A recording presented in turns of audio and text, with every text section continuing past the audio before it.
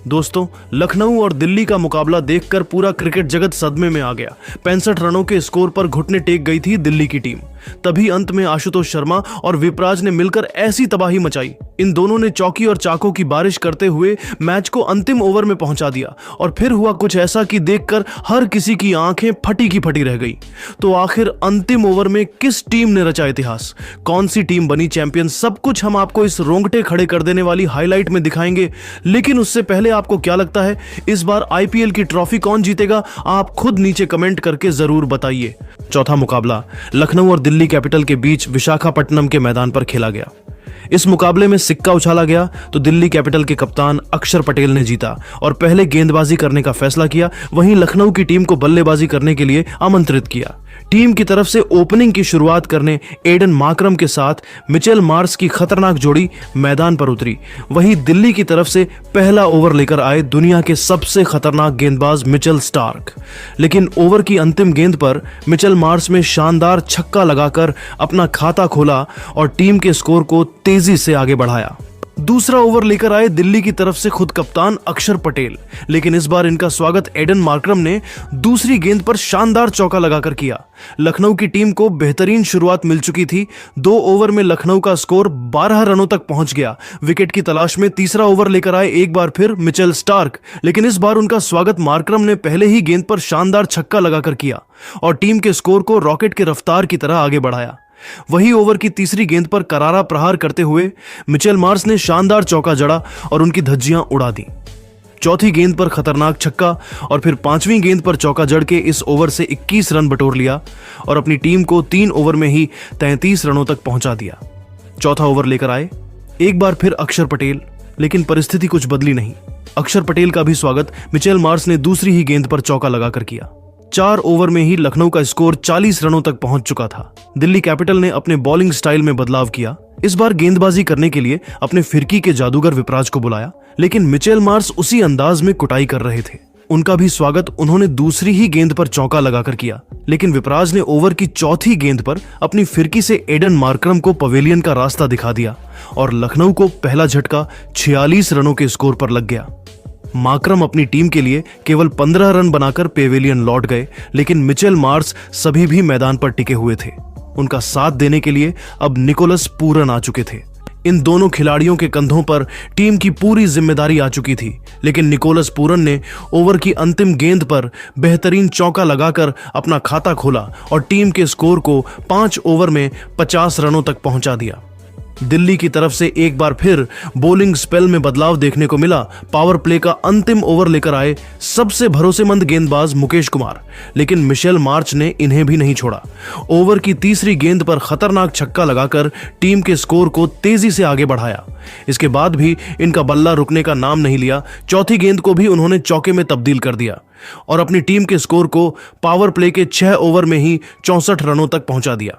Power play के बाद दिल्ली की तरफ से 7वां ओवर लेकर आए एक बार फिर विकेट की तलाश में विपराज, लेकिन इस ओवर में उनका साथ क्या होने वाला था उन्हें खुद ही नहीं पता। मिचेल मार्श ने पहले ही गेंद पर खतरनाक छक्का लगाया और फिर अगली ही गेंद पर सिंगल लेकर अपना अर्धशतक पूरा किया, लेकिन उसके बाद निकोलस पूरन ने जो किया वह देखकर पूरा क्रिकेट जगत हैरान हो गया। निकोलस ने सबसे पहले तीसरी गेंद को छक्के में तब्दील किया और फिर चौथी गेंद को भी बाउंड्री के पार भेजकर छक्का जड़ा और उसके बाद अंतिम गेंद पर खतरनाक छक्का जड़कर इस ओवर से 25 रन बटोर लिए और अपनी टीम को 7 ओवर में ही 79 रनों तक पहुंचा दिया। विकेट की तलाश में दिल्ली की तरफ से 8वां ओवर लेकर आए उनके सबसे खतरनाक फिरकी के जादूगर कुलदीप यादव, लेकिन अक्षर पटेल की उम्मीद पर पानी फेरते हुए निकोलस पूरन ने तीसरी गेंद को चौके में तब्दील कर दिया। इसके बाद भी वह रुके नहीं, 5वीं गेंद को भी चौके में तब्दील कर कुलदीप यादव की भी जमकर कुटाई कर दी और अपनी टीम के स्कोर को इन दोनों बल्लेबाजों ने मिलकर 8 ओवर में ही 99 तक पहुंचा दिया और दोनों खिलाड़ियों के बीच 50 रनों की साझेदारी भी पूरी हो गई।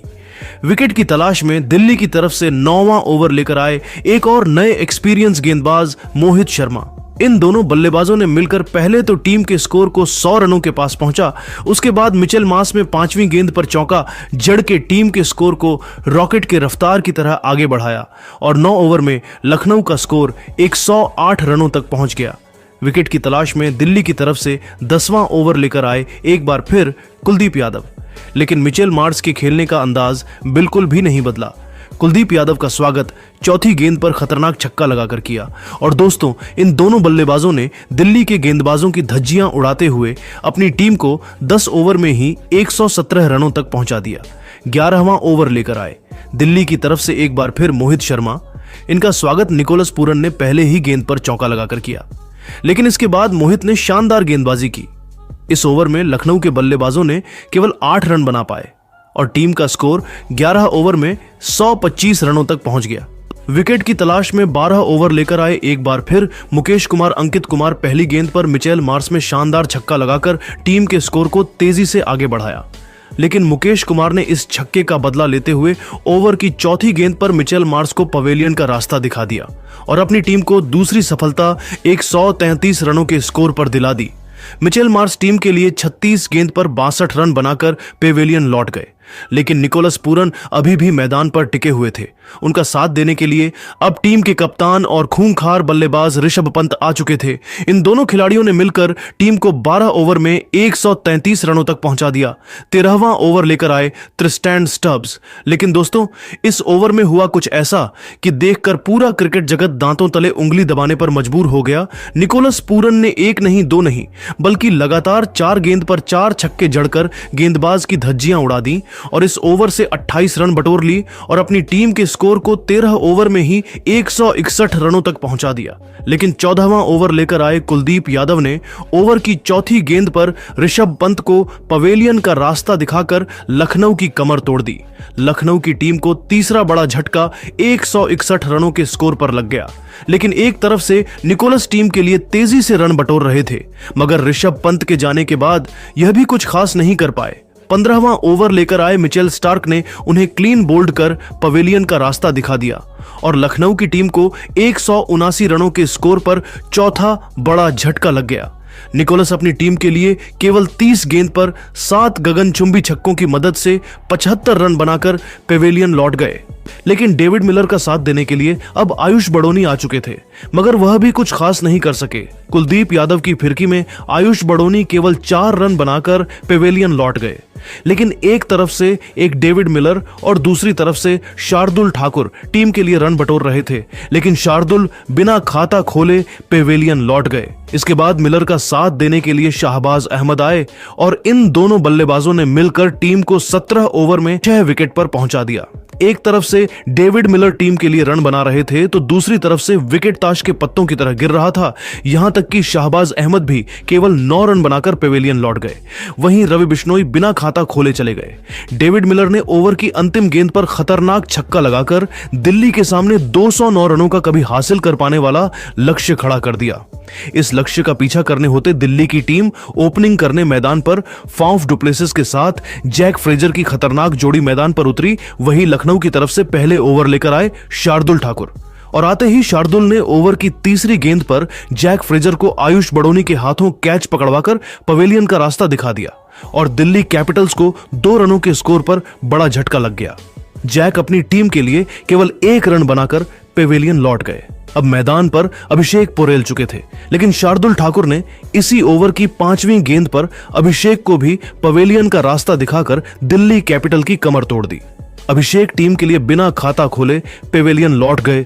2 रनों के स्कोर पर दिल्ली को दूसरा बड़ा झटका लग गया।